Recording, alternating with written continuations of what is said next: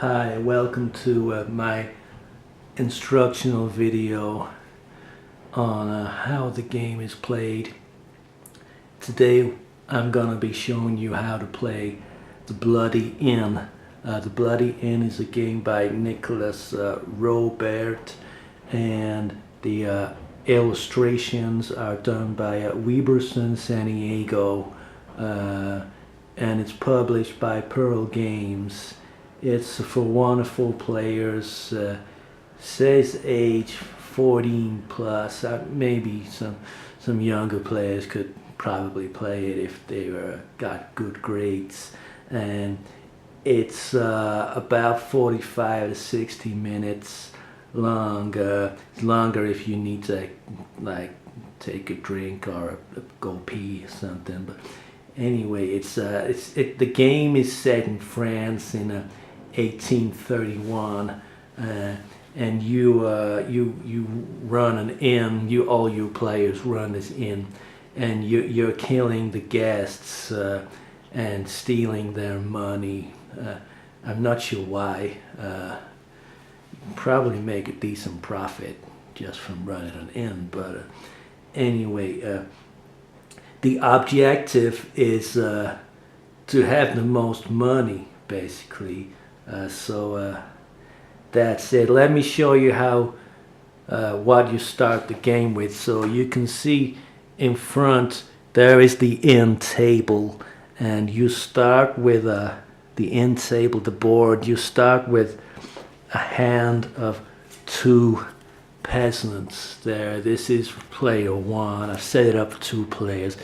This is player sorry, this should only be two peasants in each hand.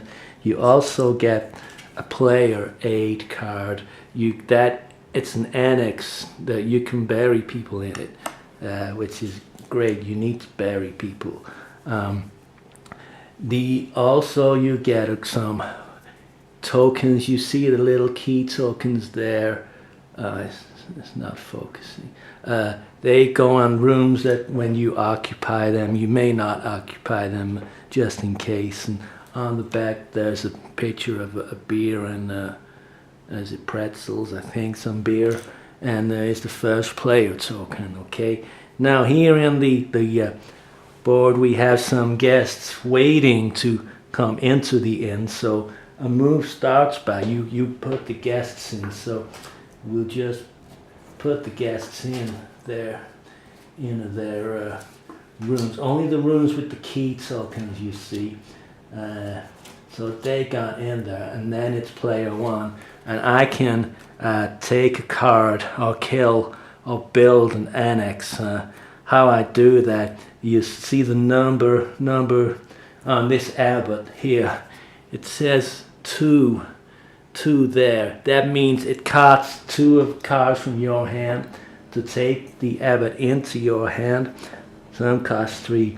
This is a bad draw because the cheapest is 2, so I'm gonna have to use these 2 peasants and put them here at the table and take the abbot. Sorry, that's first player over here. So now I've taken the abbot into my hand, and then the next player plays. Well, he's only got 2 cards.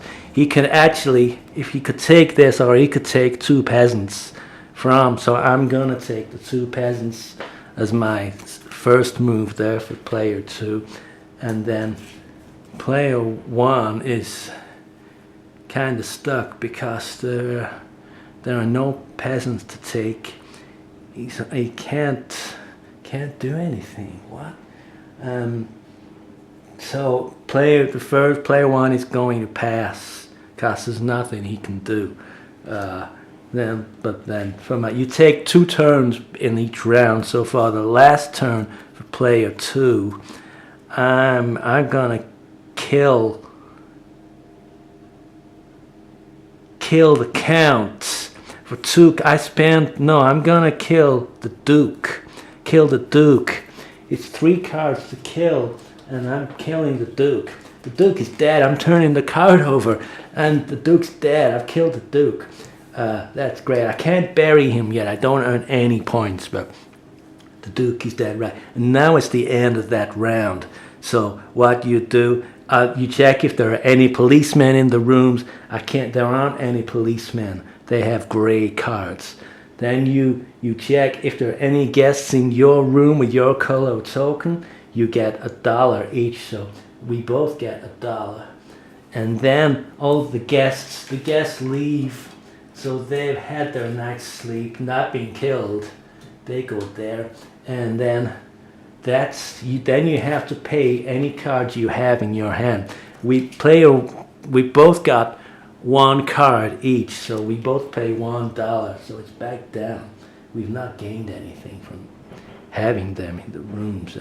I don't know. So now player goes across, so the new player 2 is now player 1. This interesting mechanism you have where you're swapping between the two player 1, and the new guests come out.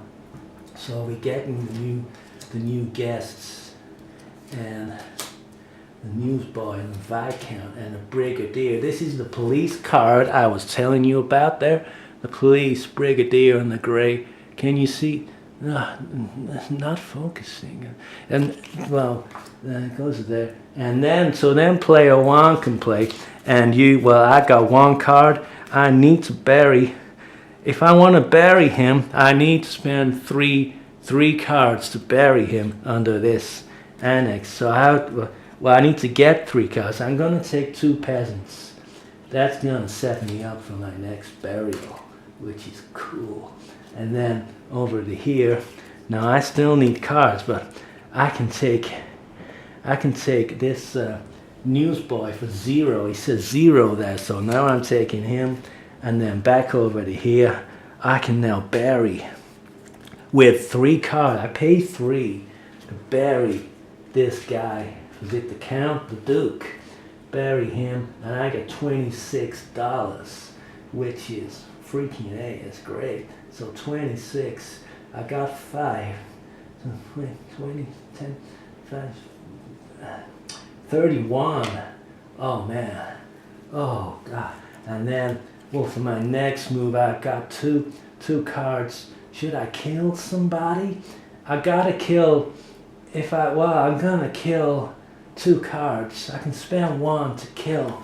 I'm gonna kill the Viscount. So killing the Viscount. There, I've killed the Viscount, and that's the end of the round. So now we check again. Are there any policemen still in the hotel? In the inn, there's a Brigadier here, and he checks for any bodies that are unburied. And this body is unburied. I gotta pay 10 to the Undertaker to hide it for me. We both start with a $10 check, by the way. So I'm having to pay 10 back to the Undertaker, and I'm losing that card. It's out of the game. Oh man. And then we checked our rooms. We get $1 each, and then they leave. And then we pay again the people in our hand. And this guy's got no people. This guy's got 1, so he pays $1. And you do that until you reach the end of the deck, and then you play it again, 1 more full deck through again, and that's basically it. At the end, you're just counting up how many dollars you've got. If this game was ending now, this dude has won. He's got $42. This dude's got $5. I mean, it's never gonna win. And that's how you play the Bloody End. Thanks for watching. If you got any questions at all, just get them in the comments. Find me on Twitter or when I set up an account. And look out for the Kickstarter, okay? Look out for the Kickstarter videos where you can fund me and we can make this a real gaming community. Fantastic. Thanks for listening.